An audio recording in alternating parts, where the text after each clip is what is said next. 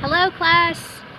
I'm really excited to have you guys along on our journey, and I'm coming to you right now from the city of Cusco, Peru. We're hanging out outside of San Cristobal Church, built in the 16th century, with my camera lady and hiking partner Neon. Wave to the camera, Neon.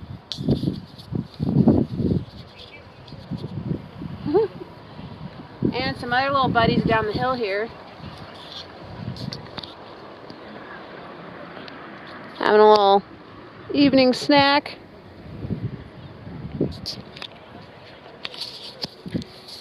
And your teacher sent me a list of some really awesome questions that you guys asked. So I wanted to do my best to answer them for you guys. So, question number 1. Loading. Have you encountered any dangerous weather or animals? Yes. Working backwards most recently has been a lot of electric storms up at about 14,000 feet. And the other thing about 14,000 feet is there's no trees or anywhere growing to be able to hide from those kinds of things. Some pretty sudden snowstorms a few times have made us have to scramble, but we've been lucky. Animals, not a lot. One of the cool things about the southern part of South America is there's not a lot of animals there trying to kill you. The most we had was one time we hiked up on an old bull, and he did not like that we were there, so he tried to charge us. Some animal herds, animals are always dangerous when there's big numbers of them, but we can usually get out of the way. So, yes, some. How long will it take to get to the Arctic? I have no idea. I have some idea. We estimate that it'll be about 5 years. And there are people who can walk it very quickly. They'll usually stay on roads and things that enable them to walk faster, but when we find interesting trails to walk or cool people to visit, it's important for us in our trip to make time for that. So we're estimating that the whole trip will take about 5 years, and we've been walking for 2 so far.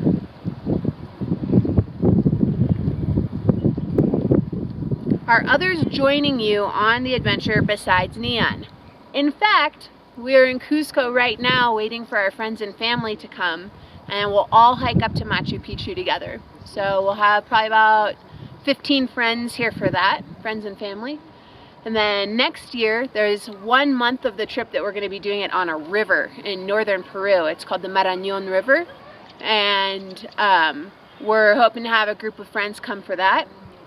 And then when I hike through the United States, I'll be inviting folks to come out, hopefully some classes and other people who would have a pretty cool time walking around outside with me. What do you prepare for food and water? It depends on where we are. If we're up high in the mountains right next to the glaciers, we usually just drink the water that comes off of those. Some of the areas we've been through, there's a lot of mining, so there's a lot of not so good chemicals in the water. So there, if we can, we'll buy water from the stores, and if not, then we purify it with a couple drops of bleach. For food, we always get excited when we can find Snickers bars.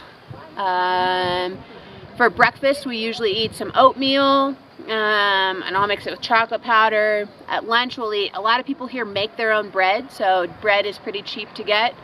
That and cheese, they make their own cheese. So we've had cow cheese, we've had llama cheese, we've had goat cheese, we've had a lot of different kinds of cheese.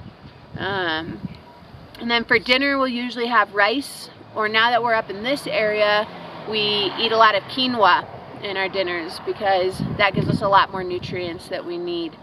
They do a lot of things ground up here. Harina tostada, what's the corn stuff called? Polenta. Polenta is another one. So sometimes we just eat the local stuff because that's what we can afford. How long do you hike in a typical day? We usually get going somewhere between 8 and maybe 9 in the morning at the latest.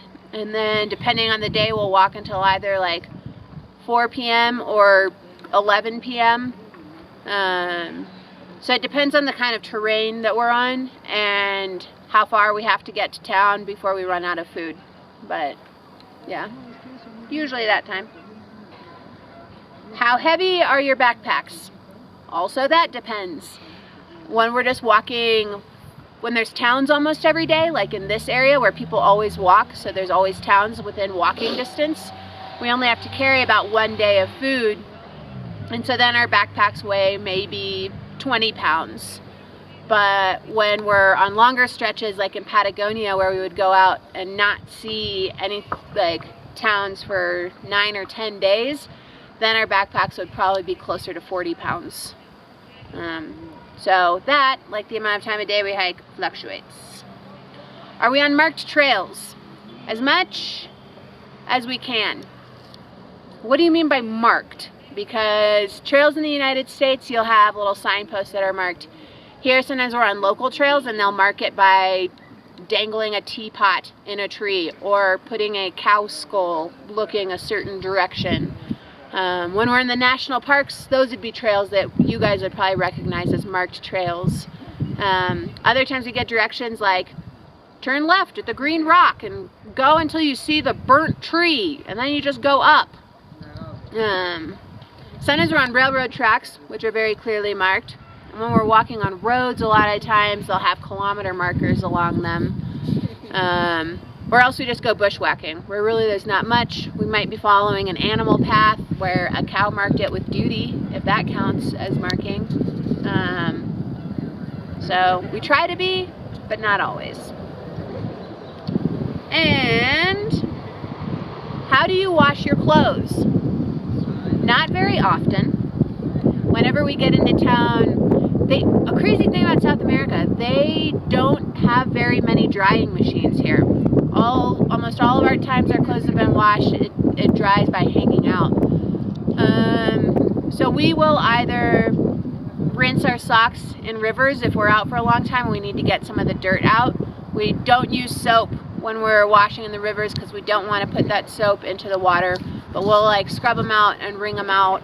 And so that'll like kind of wash it when we're out on the trail for a long time. Then when we're in towns, if it's a small town and there's not a way to wash our clothes, when we take a shower, we'll have all of our laundry in there with us, and the soap that comes off of our bodies or that we use afterwards, we'll scrub with our socks and we try to wring that out. When we throw it on the ground, we call it stomp laundry, because then we like walk around on it and try to kind of clean it. So yeah, there's trail rinses, town sock laundry, or here sometimes, like right now with my clean clothes, there's usually a lady in the neighborhood who will clean it. So you just give her your clothes and then it comes back all nice and tidy. So that's how we clean our clothes, that's how we walk. And so far we've walked 8,000 kilometers. It's about to be the rainy season down here, so we're going to take a break for a couple of months, come back to the United States, see our families, take a rest, get new gear that's ready for the jungles. That's going to be the next season ahead as we go to northern South America and then Central America. And we'll be back to walking in March. Thanks for coming along, you guys. Talk to you later.